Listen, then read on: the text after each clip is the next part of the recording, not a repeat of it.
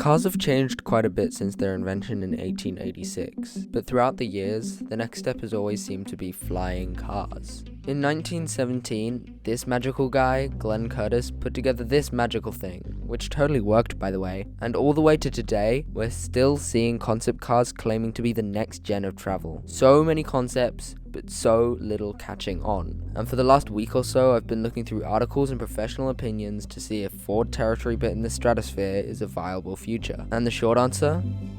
No, of course not. But don't click off the video yet. Here's why.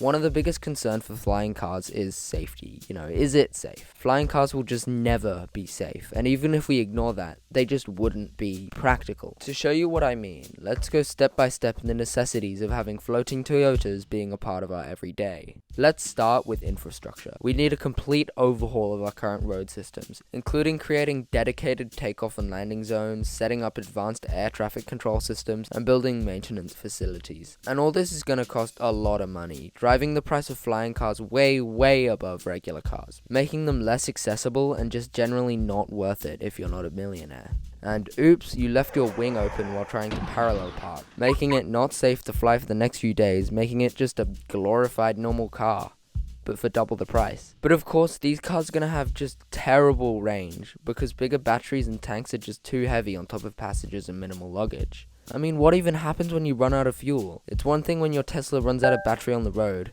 it's another when you're 3 kilometers above the ground. But then how do you stop people from crashing into each other? How do you keep people out of where they shouldn't be, like airports, densely populated areas, and military bases? All this to say is that there are a lot of obstacles these cars need to fly through in order to be the future of transportation.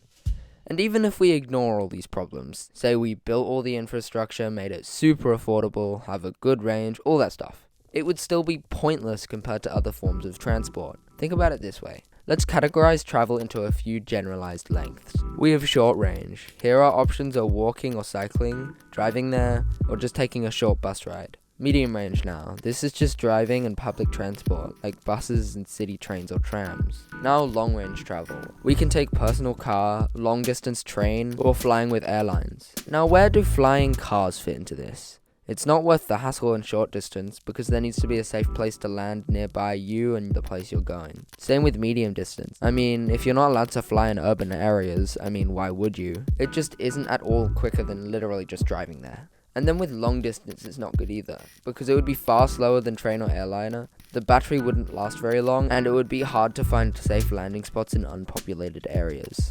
So does that mean flying cars will just never exist?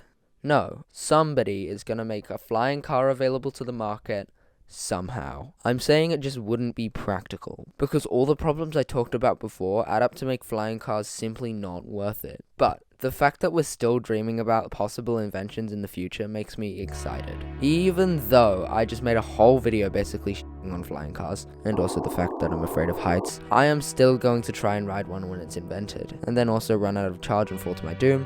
But that's beside the point. Find out how a single person designed an entire city by clicking this video on the left, or how shipwrecks are being stolen on the right. Subscribe.